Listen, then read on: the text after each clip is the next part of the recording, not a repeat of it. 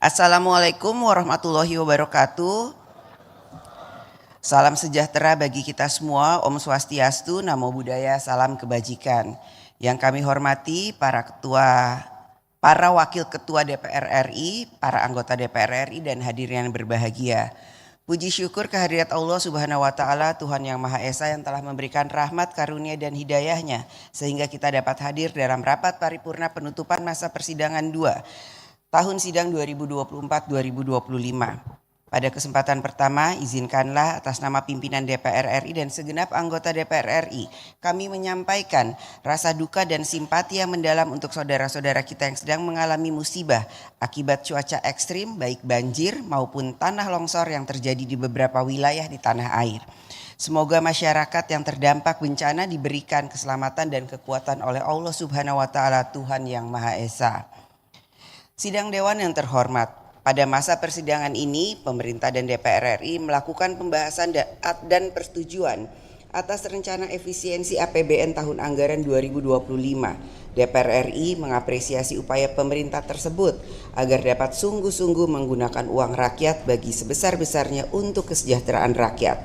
Pemerintah sudah seharusnya melakukan upaya terbaik dalam membuka jalan bagi rakyat untuk hidup lebih sejahtera, mudah, dan tentram. Upaya pemerintah melakukan efisiensi APBN merupakan kewajiban yang harus dijalankan oleh pemerintah sebagai pelaksanaan atas amanat Undang-Undang Keuangan Negara yang menyatakan bahwa keuangan negara dikelola secara tertib, taat pada peraturan perundang-undangan, efisien, ekonomis, efektif, transparan, dan bertanggung jawab dengan memperhatikan rasa keadilan dan kepatutan. Oleh karena itu, efisiensi APBN merupakan kesempatan bagi pemerintah untuk memperkuat pengelolaan keuangan negara sesuai dengan undang-undang. Kehidupan berdemokrasi kita pada saat ini telah menempatkan rakyat sebagai subjek dari kebijakan publik yang dibuat oleh negara. Oleh karena itu, negara dalam mengambil kebijakan publik harus mawas diri, mendengarkan aspirasi rakyat, dapat mengartikulasikan aspirasi dan kepentingan rakyat. Negara harus hadir dalam melindungi rakyat, mencerdaskan hidup rakyat, dan mensejahterakan rakyat. Bagi rakyat yang membutuhkan kehadiran negara dalam menyelesaikan urusan hidupnya, menunggu 1 hari saja akan terasa sangat lama. Tetapi bagi kita, DPR RI dan pemerintah, terkadang membahas masalah rakyat dan mencari solusinya seringkali bisa berlangsung berhari-hari, berbulan-bulan, bahkan bertahun-tahun. Maka dari itu, marilah menjadi komitmen kita bersama untuk dapat merespon secara cepat dan tepat setiap keluhan masalah rakyat, permasalahan lapangan pekerjaan, masalah sekolah, masalah layanan rumah sakit, masalah petani nelayan, dan lain sebagainya. Negara harus hadir tanpa menunggu rakyat memviralkan dan menuntut kehadiran negara. Bertindak cepat tidak berarti kita mengabaikan tata kelola yang baik. Kita harus bertindak cepat secara terukur dan taat pada prinsip-prinsip yang berintegritas. Niat baik saja tidak cukup dalam membuat kebijakan publik. Diperlukan transparansi, akuntabilitas, dan sesuai dengan kewenangannya. Kita harus membangun budaya kerja, membiasakan yang benar dan bukannya malah membenarkan yang biasa. Sidang Dewan yang terhormat, DPR RI bersama dengan pemerintah telah menyetujui 3 rancangan undang-undang untuk menjadi undang-undang dan akan melanjutkan proses pembahasan terhadap 7 rancangan undang-undang yang saat ini masih berada dalam tahap pembicaraan tingkat 1, di mana 6 diantaranya merupakan rancangan undang-undang carry over dari periode sebelumnya. Pada masa persidangan ini, DPR RI juga telah menyetujui 12 rancangan undang-undang usul inisiatif DPR RI. Salah satu indikator bagi rakyat dalam menilai kinerja DPR RI adalah dalam menjalankan fungsi legislasi. Pembentukan undang-undang harus dilakukan bersama-sama antara DPR RI dan pemerintah. Oleh karena itu, pencapaian kinerja dalam hal legislasi merupakan komitmen bersama antara DPR RI dan pemerintah. Kinerja legislasi merupakan tanggung jawab bersama antara DPR RI dan pemerintah. Masa persidangan 2 ini, fungsi anggaran DPR RI diarahkan pada pembahasan efisiensi APBN tahun anggaran 2025. DPR RI melalui komisi-komisi terkait telah melaksanakan berbagai rapat kerja dengan mitra kerja untuk memberikan persetujuan efisiensi anggaran kementerian lembaga. DPR RI menekankan pentingnya kebijakan efisiensi ini dapat berjalan dan kepentingan rakyat tetap dapat dipenuhi. DPR RI akan terus mengawal dan mengawasi pelaksanaan Undang-Undang APBN tahun anggaran 2025, khususnya terkait dengan pelaksanaan efisiensi dan penajaman program di kementerian lembaga. Sidang Dewan yang terhormat, dalam pelaksanaan fungsi pengawasan, DPR RI telah memberikan perhatian pada berbagai persoalan yang muncul di tengah masyarakat, antara lain penanganan bencana hidrometeorologi, banjir dan tanah longsor yang terjadi di sejumlah wilayah. Kesiapan pemerintah dalam menghadapi Hari Raya Idul Fitri, terutama stabilitas harga dan ketersediaan bahan pangan serta pasokan BBM. Permasalahan ketidaksesuaian volume dan harga minyak kita. Kesiapan pemenuhan standar pelayanan minimum jalan tol untuk menjamin keselamatan, keamanan, dan kenyamanan pengguna jalan tol menjelang mudik lebaran. Perubahan jadwal pengangkatan CPNS dan P3K. Persiapan KPU dalam pelaksanaan pemungutan suara ulang. Penanganan masalah tata kelola pengadaan dan kualitas BBM. Persiapan penyelenggaraan ibadah haji tahun 1446 Hijriah atau 2025 Masehi.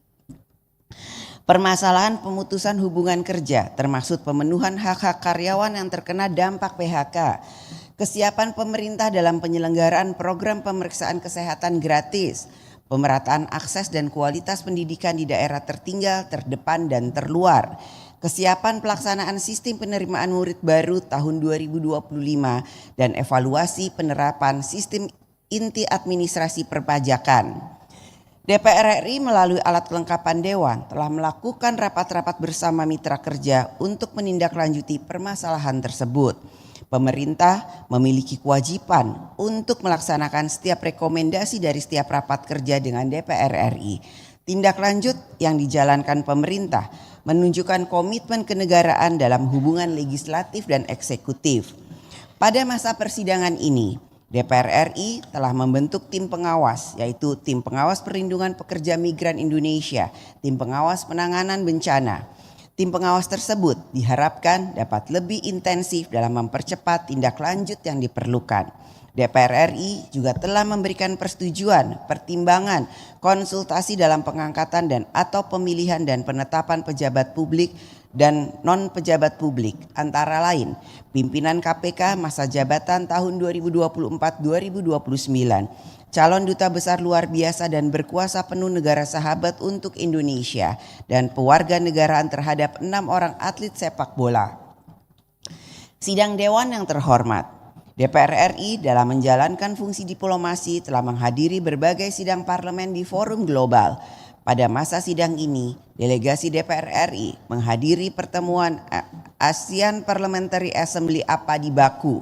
Selain kegiatan multilateral tersebut, Parlemen DPR RI juga melakukan pertemuan bilateral melalui kunjungan duta besar dan delegasi negara sahabat seperti Iran, Rumania, Polandia, Bosnia dan Herzegovina, Australia, Belarus, Kuba, Singapura, Palestina, Rusia, Guatemala, Filipina, Mongolia, Georgia, Yordania, Kazakhstan, Romania, Turki dan Vietnam.